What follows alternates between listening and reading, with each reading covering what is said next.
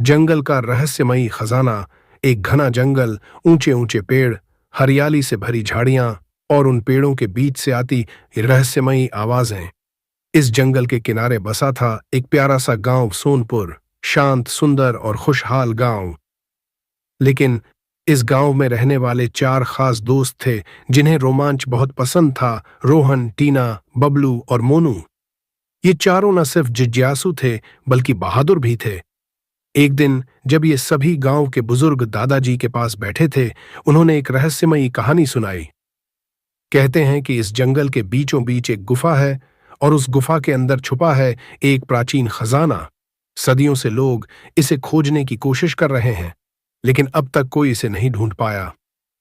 चारों दोस्तों ने एक दूसरे की तरफ देखा और फिर एक साथ चिल्लाए, हमें ये खजाना खोजना है।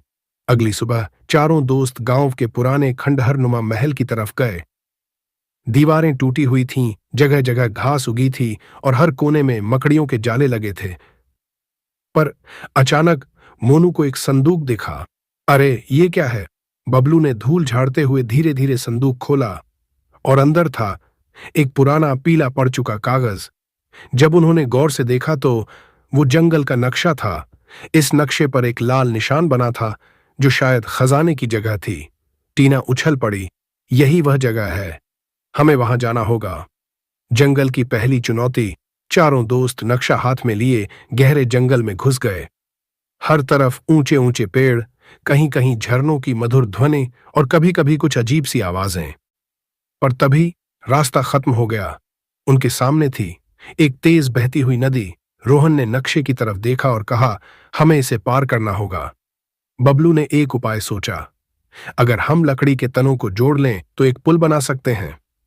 थोड़ी मेहनत के बाद उन्होंने एक छोटा सा लकड़ी का पुल बनाया और धीरे धीरे नदी पार कर ली। हम कर दिखाए। गुफा। कुछ ही देर में वे उस डरावनी गुफा के सामने खड़े थे। अंदर घना अंधेरा था और गहरी खामोशी। बस कभी कभी चमगादड़ों के पंखों की फड़फड़ाहट सुनाई देती थी। मोनू घबरा गया। क्या क्या हमें सच में अंदर जाना चाहिए? टीना ने मुस्कुराकर कहा, डरने का नहीं, खजाने तक पहुंचने का वक्त है।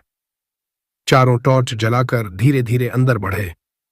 अचानक दीवारों पर कुछ अजीब चित्र दिखे, मानो ये प्राचीन समय की कहानियां कह रहे हों। ये शायद हमें रास्ता दिखा सकते हैं, रोहन ने कहा। रहस्यमयी दरवाजा। गुफा के अंदर एक बड़ा सा पत्थर का दरवाजा था, लेकिन ये बंद था।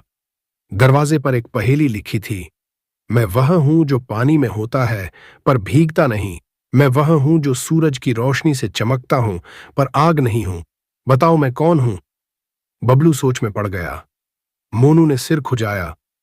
पर तभी टीना मुस्कुराई और बोली, ये परछाई है। दरवाजा धीरे धीरे खुल गया। दरवाजे के पीछे एक विशाल कक्ष था। बीच में सोने चांदी के सिक्कों से भरा हुआ एक खजाना।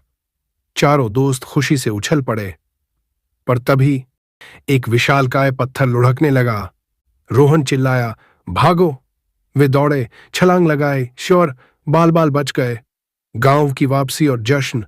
चारों दोस्त खजाने के साथ गांव लौट आए। गांव वालों ने उनका भव्य स्वागत किया। बुजुर्ग दादाजी ने कहा, तुम सबने साबित कर दिया कि सच्ची दोस्ती और बहादुरी से कोई भी लक्ष्य हासिल किया जा सकता है। अब चारों दोस्त एक नए रोमांच की तलाश में निकलने के लिए तैयार थे, क्योंकि असली मजा रोमांच में है।